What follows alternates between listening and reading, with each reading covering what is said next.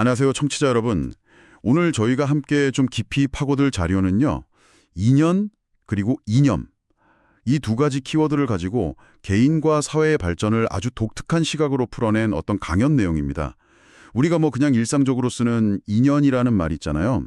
거기에 숨겨진 좀 깊은 의미부터 시작해서 이게 개인의 성장 그리고 더 나아가서 한국 사회 전체의 발전 단계랑 어떻게 연결되는지 상당히 흥미로운 분석을 담고 있더라고요. 네, 맞습니다. 이게 단순한 관계 맺기, 이걸 넘어서서요, 상호작용의 어떤 본질이라던가, 공동의 목표 설정, 그리고 사회가 특정 단계에 딱 도달했을 때 필요한 새로운 방향성, 이런 것까지 제시하고 있습니다. 그래서 이번 시간에는 이 강연 자료를 통해서 인연의 조건이나 발전 과정, 그리고 개인과 사회 차원에서 이념이라는 게 도대체 왜 중요하다고 하는지, 또 지금 우리 사회는 어디쯤 와 있는지, 이 자료만의 독특한 진단을 같이 한번 이해해보는 걸 목표로 삼아보겠습니다. 자, 그럼 본격적으로 시작해볼까요? 보통 저희가 옷깃만 스쳐도 인연이다 이런 말 참 많이 하잖아요. 네, 그렇죠. 근데 이 강연 자료에서는 그건 그냥 스쳐 지나가는 만남일 뿐이지 진짜 인연은 아니다. 이렇게 딱 선을 긋더라고요. 그럼 이 자료가 말하는 진정한 인연은 어떤 조건을 갖춰야 되는 걸까요? 네, 이 자료의 관점은 상당히 좀 명확한데요. 진정한 인연은 우선 서로에게 이익이 되고 또 도움이 되는 관계, 이른바 상생관계가 바탕이 되어야 한다 이렇게 얘기를 합니다. 상생이요? 네, 그리고 또 중요한 게 그냥 만나는 게 아니고요. 서로 소통, 여기서는 이제 토킹이란 표현을 쓰는데 이 활발한 소통을 통해서 관계를 맺기로 서로 결정하는 그런 능동적인 과정이 꼭 필요하다는 거예요. 그러니까 단순히 얼굴 보고 아는 사이 이게 아니고 서로에게 뭔가 도움이 되고 또 대화를 통해서 우리 관계를 맺자 이렇게 합의하는 그런 의식적인 과정이 필요하다 이 말씀이시군요. 맞습니다. 그냥 스쳐 지나가는 수동적인 만남이 아니라 내 의지를 가지고 만들어가는 관계라는 거죠. 대표적인 예로 이제 결혼을 드는데요. 결혼이요? 네. 이 자료에서는 결혼을 단순히 두 사람의 약속, 이걸 넘어서서 하늘에 정식으로 보고되는 공식적인 계약 관계, 이렇게까지 해석을 해요. 심지어 조상들하고도 연결되는 아주 중요한 의식으로 보고요. 와, 하늘에 보고되는 계약이라니 좀 스케일이 큰데요? 그렇죠. 그래서 관계를 정리할 때, 그러니까 헤어질 때도 그냥 단순히 우리 헤어져 하고 끝나는 게 아니라는 거예요. 하늘에 이걸 고하고 정리하는 절차, 이 자료 표현을 빌리자면 일종의 재판 같은 그런 영적인 차원의 정리 과정이 필요하다고 강조를 합니다. 재판이요? 헤어지는데 재판이라니 정말 독특한 해석이네요.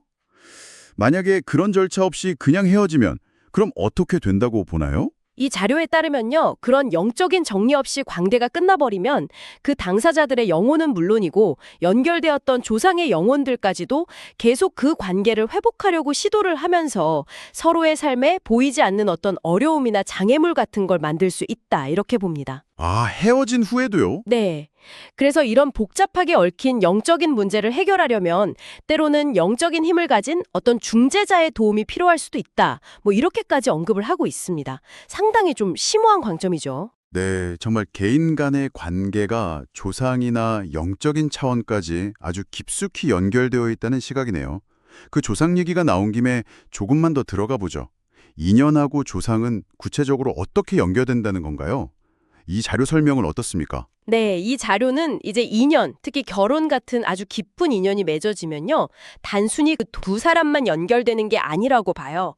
그들의 조상들 사이에도 인연이 형성이 돼서 말 그대로 한 집안이 된다, 이렇게 설명을 합니다. 조상들끼리도요? 네, 서로 다른 배경의 조상들이 하나의 어떤 공동 운명체처럼 엮이게 된다는 거죠. 그래서 관계를 정리할 때 아까 말씀드린 그런 영적인 정리 절차가 필요한 이유도 바로 여기에 있다, 이렇게 보고요. 조상에게도 그들 나름의 역할과 책임이 있고 또 현재를 살아가는 우리에게도 우리의 역할이 있는데 이 둘이 서로 연결돼서 영향을 주고받는다는 겁니다.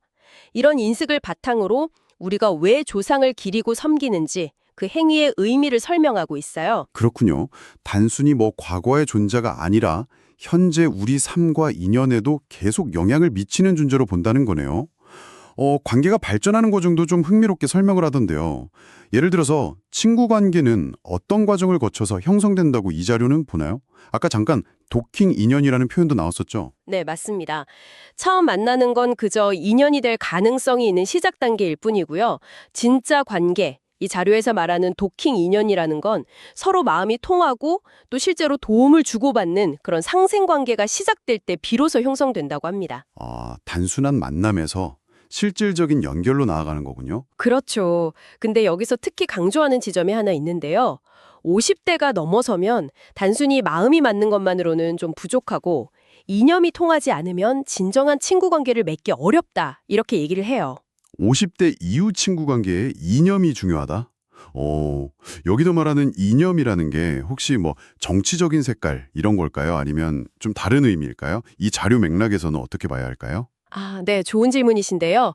여기서 말하는 이념은 우리가 흔히 생각하는 그런 정치적 이데올로기라기보다는 뭐랄까, 개인이 삶을 살아가는 데 있어서 중요하게 생각하는 근본적인 가치관이나 인생의 방향성, 삶의 철학 같은 것, 이런 걸 의미하는 것 같습니다. 아하, 삶의 방향성이나 가치관이요. 네, 50대쯤 되면 아무래도 삶의 경험이 쭉 쌓이면서 각자 추구하는 바나 중요하게 여기는 가치가 좀 뚜렷해지잖아요.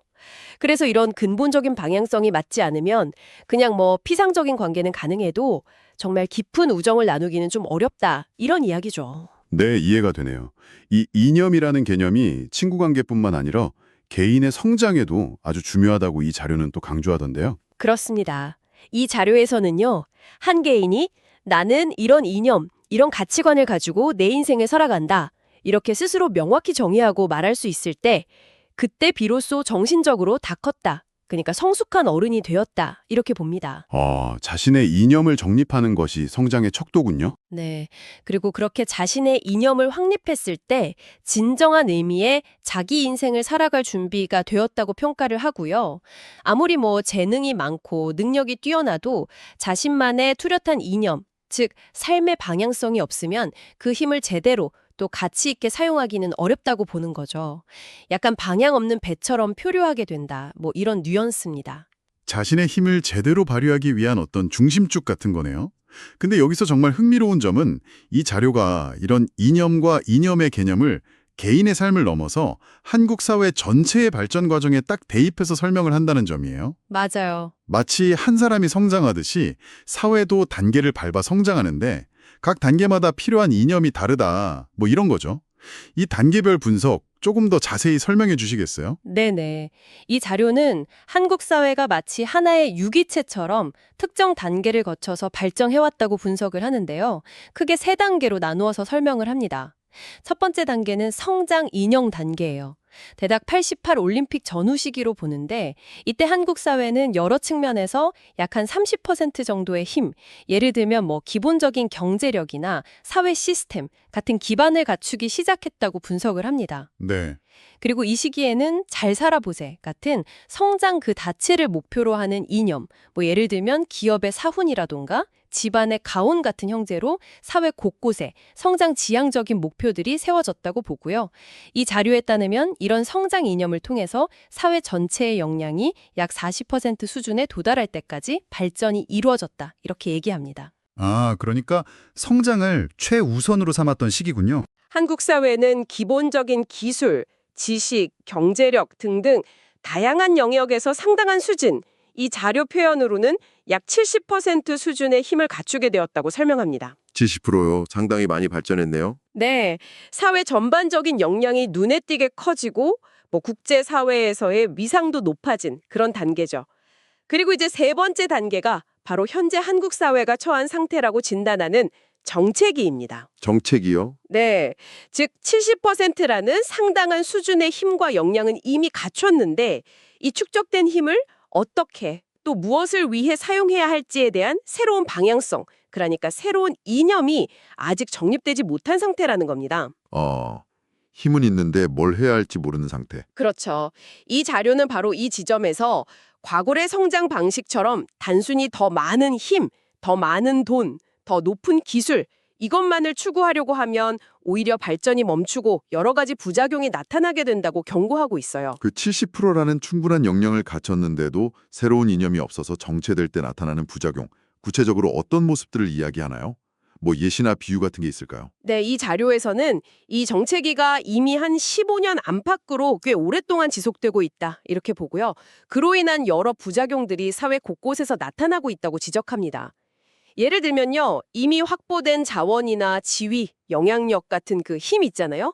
이걸 서로 차지하기 위한 내부적인 다툼과 갈등이 심화된다는 겁니다. 내부 갈등이요? 네, 자료의 표현을 그대로 빌리자면 뭐 아랫사람이 윗사람에게 함부로 대들거나 선배와 후배 사이에 존중이 사라지고 갈등이 빈번해지거나 심지어 형제나 가까운 사이에서도 재산이나 이권을 두고 다툼이 일어나는 현상들. 이런 것들을 예로 들어요. 아, 뭔가 익숙한 모습들 같기도 하고요. 그렇죠. 마치 깨끗하게 흘러야 할 물이 고여서 썩으면서 온갖 벌레가 들끓는 것처럼 뭐 물이 고였어 그러면 오만자벌레가 다 일어나기 시작한다 뭐 이런 표현을 쓰는데 사회 내부의 분열과 갈등 에너지가 점점 커진다고 경고하고 있습니다. 힘을 밖으로 어떤 의미 있는 방향으로 쓰지 못하고 안에서 서로 부딪히면서 소모하고 있다는 그런 진단인 거죠. 와, 비유가 상당히 좀 직설적이네요. 고인물처럼 정체되면 내부 갈등이 심화된다. 그렇다면 이 모든 분석을 통해서 이 자료가 궁극적으로 말하고자 하는 바는 뭘까요? 이 70% 정체기를 벗어나기 위해서 제시하는 해법이나 다음 단계는 무엇인가요? 핵심 메시지는 아주 명확합니다.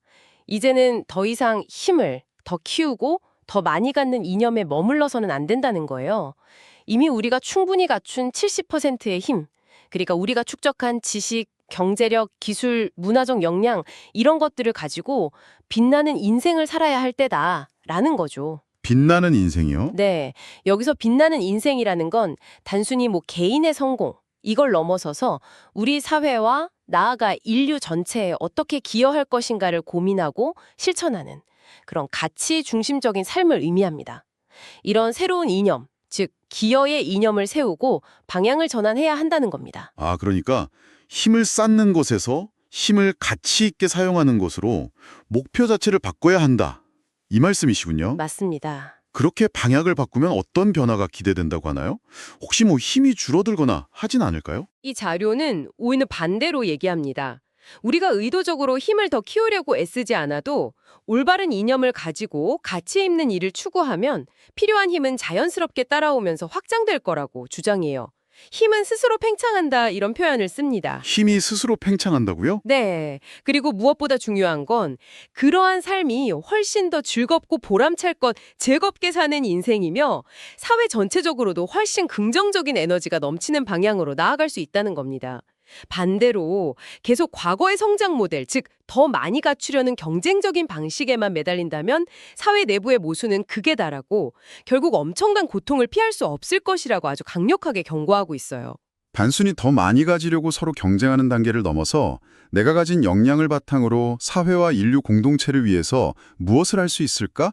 이걸 고민하는 훨씬 더 큰 차원의 기여를 지향해야 한다. 이런 말씀이시군요. 정확합니다. 이 자료는 이제 한국 사회가 국내와는 좁은 우물안이나 새 둥지 안에서 서로 아웅다웅 경쟁할 단계는 지났다고 딱 잘라 말합니다. 이미 70% 수준으로 충분히 다 컸기 때문에 작은 둥지 안에서는 서로 부딪히고 상처를 낼 수밖에 없다. 이런 비유를 쓰죠. 아, 둥지가 너무 좁아졌다. 이런 거네요. 네, 이제는 우리의 시야를 핵의 무대, 즉 인류 전체를 향해서 넓혀야 할 때라는 겁니다.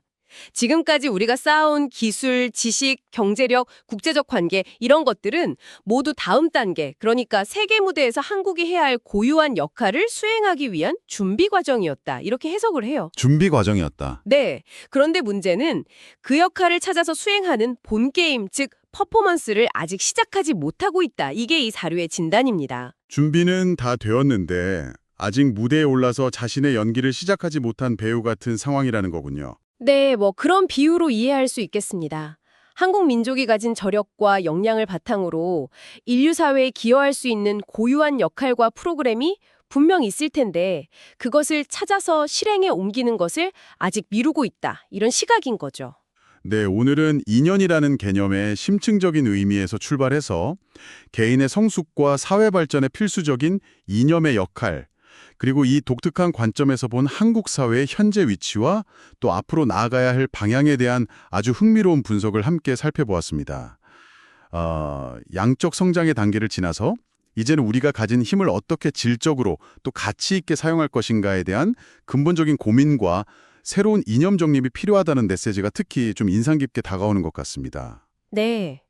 저도 이 자료를 보면서 인상 깊었던 점은 일정 수준의 발전, 여기서 말하는 그 70%라는 상징적인 단계에 도달하면 사회의 운영 원리나 목표 자체가 근본적으로 바뀌어야 한다는 주장입니다.